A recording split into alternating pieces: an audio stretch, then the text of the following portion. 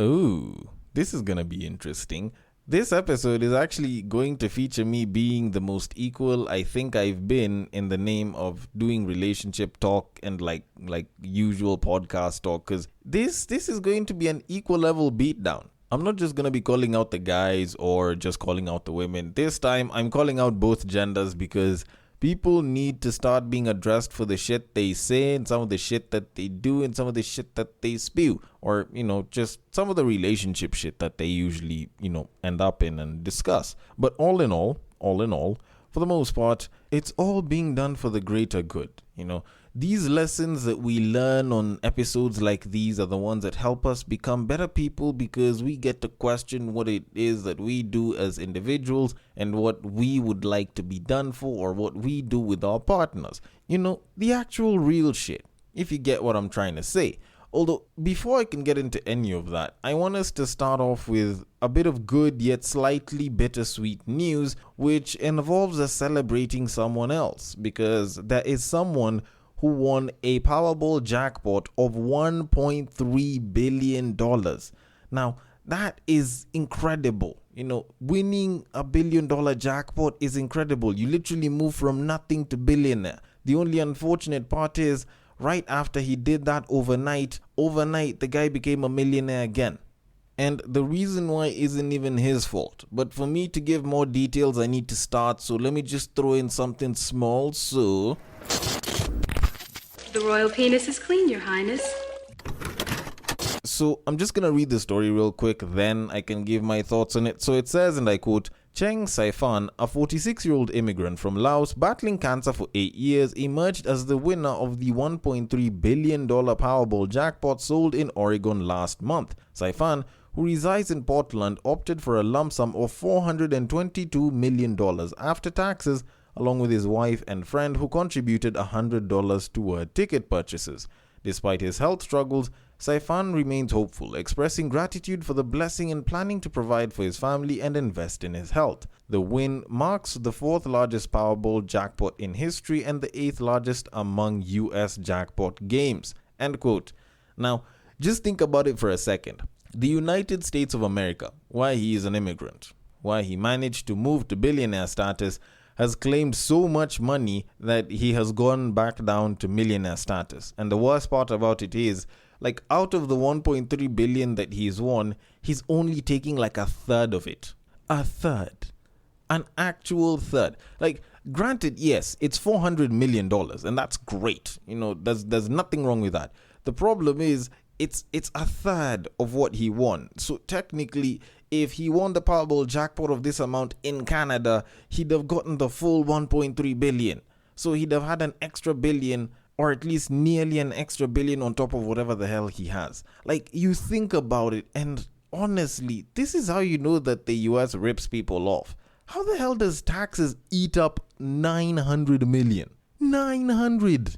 Even though I was a citizen in that country, I would claim immigrant status, or I'd call myself an expat and say that I'm taking the money back to my home country or some shit. Because honestly, what the fuck is this? Although granted, I know for a fact that if this was the Kenyan government, they'd have probably done the same thing, considering that our current president has this unbelievable knack for seeing where people are making good money and saying, you know what, let's tax these people even more. Which hopefully he's not listening to this podcast. Otherwise, he might end up starting to tax the wrong people lots of money like this.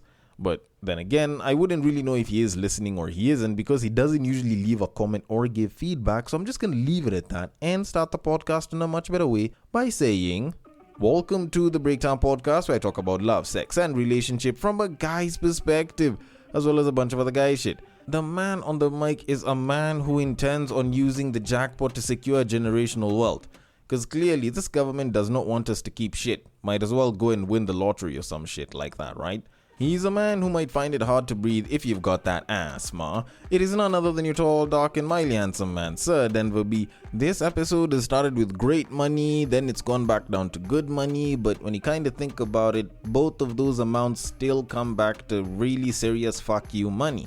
At least depending on which part of the world you're living in. But all in all, when you still kind of think about it, the dude lost 2/3 of his money just to the government.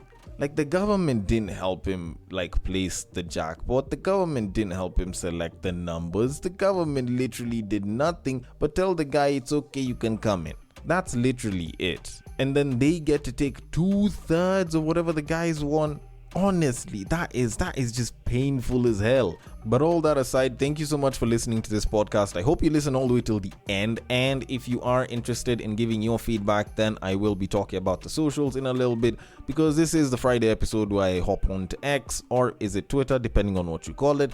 And I usually go through a couple of tweets and break them down a little bit. And because I am addressing the opinions of other people that, may or may not be close to you, I also do welcome you submitting some of those opinions so that I can break them down and talk about them. Now, you can do that via X, via Facebook, via IG, and I'll talk about that in a second, because it's a very simple drill, almost sounds like a song, and it goes like this. You see that tweet, you like that tweet, you want us to discuss that tweet, you send that tweet. You send it to the DMs of @BagakaTheD, which happens to be my personal Twitter handle, and I will take it from there and I will handle it accordingly on Facebook or on IG. If it happens to be a screenshot, a screen grab, ended up on a reel, then the place to send it to is @TheBreaktime_podcast. The DMs are always open, and I would be more than happy to take it from there and handle it accordingly. Now, I've got a couple of tweets that I need to get into, although before I can do that, I want to first start by addressing something that I saw online somewhere in the middle of this week, where the influencer/entrepreneur and owner of EcoGin known as Chris Njoki was busy doing a bit of an online Q&A where she was busy asking people about topics, and someone brought up the idea of dating and age gaps. Now, she did get a couple of responses in regards to that, and there was a question that she asked which I found to be particularly interesting, not just because I've discussed it before, but because when I thought about it again and what could have come before it, or at least what can explain it the best, I actually did find a little bit more insight. Now, she said, and I quote, "I always wonder, you know how older guys can settle with women 10 or 20 plus years their junior? Why is it so taboo when women do the same?" End quote. And when I kind of thought about this question for a little bit, and I looked at some of the other responses that she was busy getting in terms of people talking about the relationships they are or were in and the kind of age gaps, it did make me kind of question a couple of things. Now, the whole question of, why is it that it works for men but not for women is something that does actually make quite a lot of sense. People talk about it, it's a double standard, but I believe that every double standard has some sort of explanation behind it, in as much as it might seem like it's completely unfair. Now, when you look at it, you find that a lot of older men seem very comfortable, or at least are socially comfortable, dating very young women, provided that they're legal, provided that they're probably not in a relationship with someone whose age ends with teen. Then for the most part they're usually unbothered. But whenever women try doing that, where they try dating a much younger guy, it sort of has this sort of social unease to it. And yes, is there a reason behind it? I think so. And for me to explain it, I need to explain why gender gaps do tend to, raise a couple of eyebrows here and there, at least from my very simple, pulled out of my ass understanding. Now, when I think about the issue with age gaps, I think of it from two perspectives. There's a relatability perspective and there's a dominance perspective. Now, if you think about it from the relatability perspective, which is what me and I guess a bunch of other woke women tend to use, then it makes it harder for you to have a massive age gap type relationship and be comfortable with it, because what are you guys relating on? So when you're busy hearing about, say for example, a 25-year-old chick with a 60-year-old guy, you're like, clearly there might be something wrong here, because they don't seem to have anything to relate on. This guy is like 1-2 generations older than her, and this chick is basically a kid to this dude. There's like a clean 35 years if you think about it. Although that age gap is a little bit more on the extreme side. You don't normally see 25-year-olds with 60-year-olds. You'll see them with like 30-year-old, 35, 40, maybe 45. That's the more common age range for someone dating someone who's in their 20s. Now, while quite a number of people might seem to see some form of a problem between both parties that are dating, you could still argue that it can make sense if you're looking at it from the power perspective, or at least from the dominance perspective. Because if a guy says that he wants a submissive woman who will not question him, who will fully submit and will follow his instruction, that he'll quote unquote mold, a lot of the shit that you hear a lot of red pill dudes usually saying, then that will sort of reinforce the whole idea of the dominance perspective. So this guy, if he's 40 years old, can go for a chick who's 23, 24, 25, because since he knows that he can dominate, then it works for him.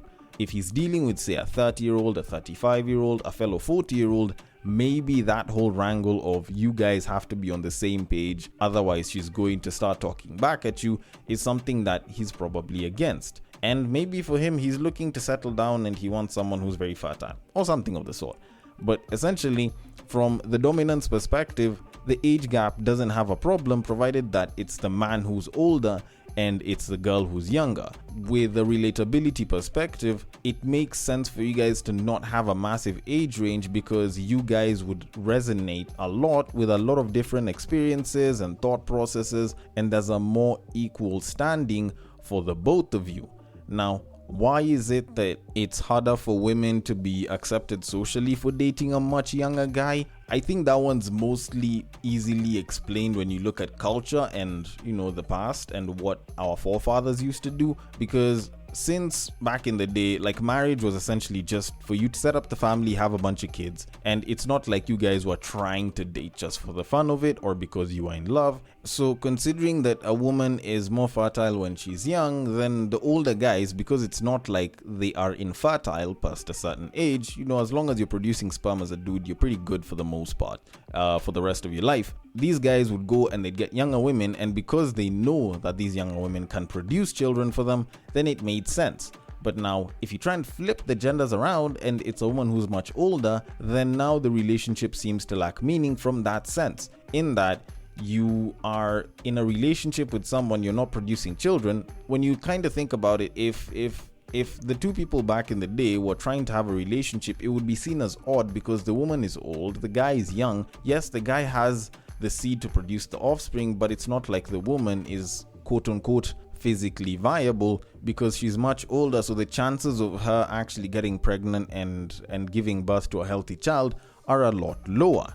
Now, am I saying that should be the opinion that people have today? No. I think nowadays people are a lot more liberal, which means that they can have relationships whereby the woman is older and the guy is younger. But nowadays, it's not even about the offspring, it's about the dominance. Now, it's not particularly easy for a much older woman to look at a younger guy busy giving instruction, and then she's like, you know what, I'll follow whatever the hell he says. She has more experience, she probably has more knowledge, so it's expected that she has more wisdom, although still, when you kind of think about it, it's a little bit hard for an older woman to look at a guy that's like 15 years younger and be like, yes, daddy. It just doesn't make too much sense. You get my point? Anyways, with that said, I am going to leave it at that and get into the tweets, because I think that one makes a lot more sense than whatever the hell I was saying. So I am going to leave it at that and move it on to our very first tweet of this episode, which says, and I quote, "Niggas want the women who date regular 9-to-5 men to look just as good as the women who date the well-off and the criminals. It's our own delusion. The maintenance money to consistently look that good has to come from somewhere, champ. Enjoy the women in your tax bracket." End quote. Okay, now while I can get that maybe the guy might be spitting some granule of facts here, I'd like to categorically state that this is bullshit. And just let me cook with this one for a quick bit.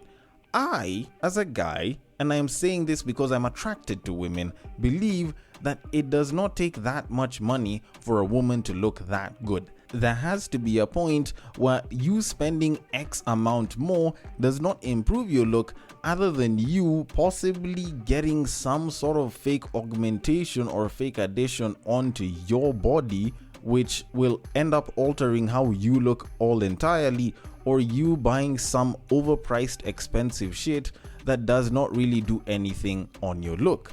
Now, I know I might seem wrong about this, but considering that women are buying from thrift stores, considering that women are buying dresses left and right, and some women just look great with a maxi dress that's worth like 700 bob, like, to kind of think that these women have to look like X level to like the drug dealer type level where shorties are full of makeup and like fake lashes and shit to look good is honestly a bit deplorable, at least for me. because I honestly think that a lot of women nowadays actually are moving beyond the point of themselves looking good to the point where they themselves aren't even looking like themselves. Like, it's kind of like, if you remember way back in the day, there was one photo of Khloe Kardashian that was posted up once, and it was her, I think she was out of the pool or something, she was in a bikini and she was all natural.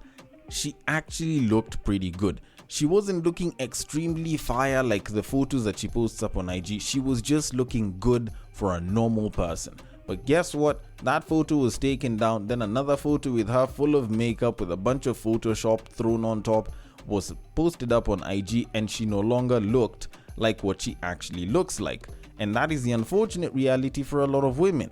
There are women getting shapewear that is making them look like something they're not. They are getting fake wigs that are making them look like something that they're not. Not that I have a problem with wigs or weaves or anything. There are women that are getting lashes that are making them look different. There's women that are spending a shit ton of money getting their hair and makeup done so that they look like something that they aren't. And yet the truth of it is, it's not like us guys will turn you down for not wearing makeup. Like, yes, maybe there's some of you that have created this persona and this image that only exists with makeup. And maybe we might look at you and be like, you know what, just put the makeup back on. But if you don't do that, for the most part, people will actually accept you for you. Like, most guys are very comfortable with a babe looking natural with very, very little makeup thrown on top as an enhancement. Because even us guys are expected to look naturally the way we are. Any enhancements that are supposed to be thrown on top are stuff that you can gain naturally, and the moment we exceed past the natural level, even the women themselves usually has a problem with us, and they're like, nah, the guy is fake and I'd look at him different if all of a sudden he removed his hair extension or some shit like that.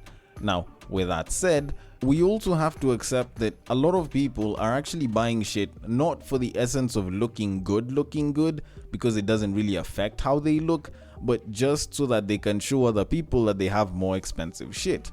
A very good example is a Birkin bag, or the Hermes bag, to be a little bit more specific for people who don't know what a Birkin is. Now, you getting a Birkin as a woman does not make you any more attractive because you have a Birkin. You think you're going to look a little bit more attractive if you have a couple of diamond necklaces on you. Actually, that shit don't do shit. It just shows that you have expensive shit on you, to be very honest. And I'm saying this as a guy, and maybe you don't give a shit, and maybe you all are trying to stunt on your female friends, but the truth of it is, if you are trying to look a certain way, you do not need that much money, not unless if you are expecting to spend more money on gaudy shit like expensive stuff that do nothing for your look, or you are trying to get some fake nails, fake lashes, or some sort of addition onto your face, onto your body that is going to make you look nothing like what you actually are.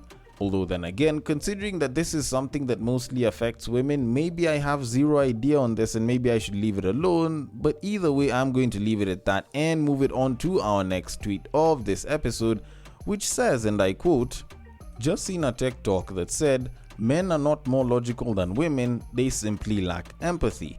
And that is today's word." End quote. Okay, can we say that men just lack empathy and they're not more logical? You could say that, but essentially this entire thing is a bit of a yes, but it's also a bit of a no. Now, realistically speaking, are men more logical than women? Very hard to say, because you can't really say that in general, because there's logical guys, there's illogical guys, and how much logic someone uses is very, very subjective. Just the same way I'd say, empathy on a woman isn't certain, because there's some that are very empathetic and there's those that aren't. What I do know for a fact is the idea that men are logical and women are emotional is mostly bullshit. Like, when you think about it, logic requires rationality, which a lot of people don't have.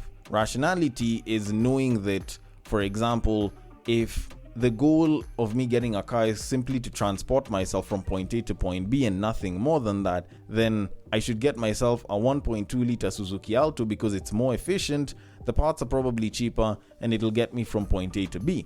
But you will find a guy buying a 2.5 liter Subaru Legacy and adding a bunch of mods on it which make it go faster but will probably consume more fuel, actually a hell of a lot more fuel as opposed to the Suzuki Alto, and evidentially is a lot less efficient from a financial perspective, considering that you'll be spending more money to fuel and more money to fix it and service it and things like that.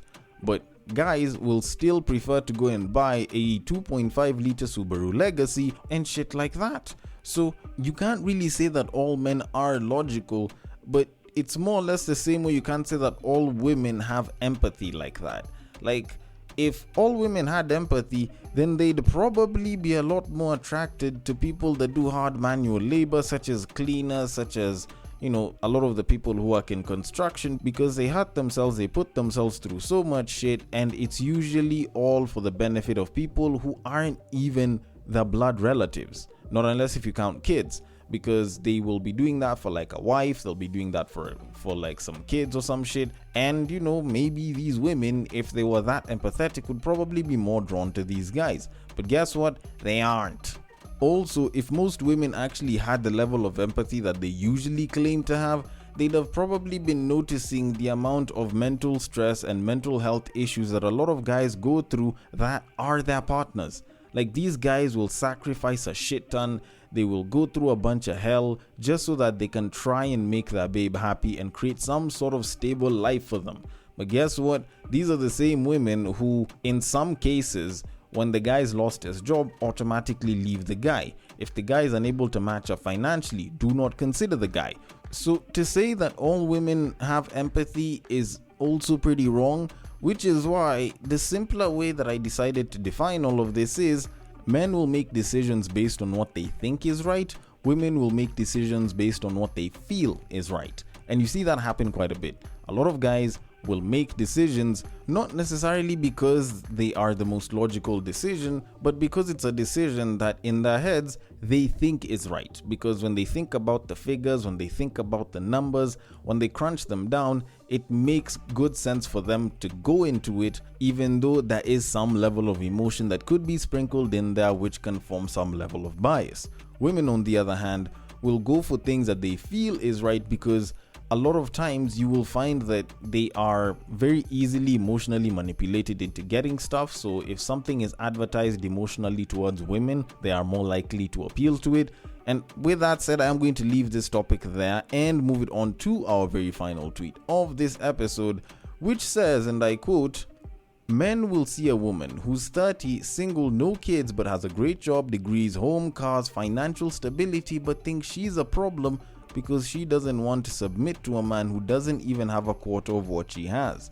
LOL, submitting to a man with less than you is crazy." End quote.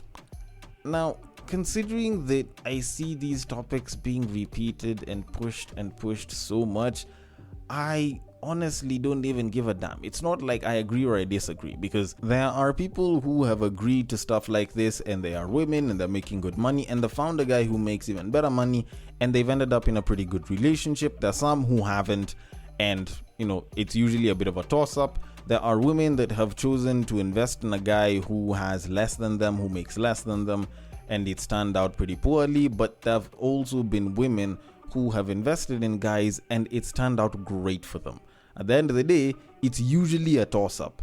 But using the financial perspective and using it as like one of the biggest check boxes in terms of selecting a guy is a little bit off-putting and very, very sad, because you find that, yes, maybe you've achieved all of this shit, but it's not like it'll cuddle you every single night. Yes, maybe it'll afford you a couple of trips a year for you to go and enjoy yourself, but at the end of the day, are you trying to get with a guy so that you can build whatever wealth portfolio you have, or are you getting with a guy because you want to have some sort of companionship? At the end of the day, I don't see how it is that companionship and finances are actually meeting, because your companionship isn't supposed to be based off of your finances. Now, don't get me wrong, reality exists and that will always affect things, but it's not like you completely judging someone because they make less means that the person that makes more will make for a better partner. Now, at the very same time, much as I am speaking for guys that may make less, at the very same time, I also know what being with a guy that makes less can do to women, because for a lot of those guys, they get into such a relationship knowing full well that this woman makes more than them, but at some point it starts to affect them, even though they probably think that it shouldn't, or they think it doesn't, and they start reacting differently. That's when you'll start seeing some of those guys actually cheating on their partners.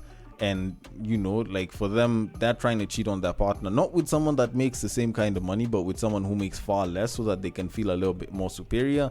And sometimes you can find that they can be abusive to their partners, particularly if they don't let them claim some level of ownership to any piece of that wealth. And you see that happen from time to time. There's some guys that are just insecure because they're with a woman that makes more than them. Now, those ones I would say avoid. If you are with someone who makes less than you but isn't insecure about the fact that you make more than them, or you own more than them, or you have more assets than them, then they're probably a keeper. Not unless if they start trying to claim ownership to whatever the hell you have. Then, you can drop them. But for the most part, those guys are mostly keepers. Although, then again, I might be wrong about this shit, so I want your thoughts on it. The DMs are open. On X, it is at Bagaka the D. On Facebook, it is at the Breaktime Podcast. And on IG, it is at the Breaktime_podcast. Thank you so much for listening all the way till the end, and I will catch you guys on the next break. But what I believe is that if you put a pastor and a prostitute in one room, one is likely to convert the other.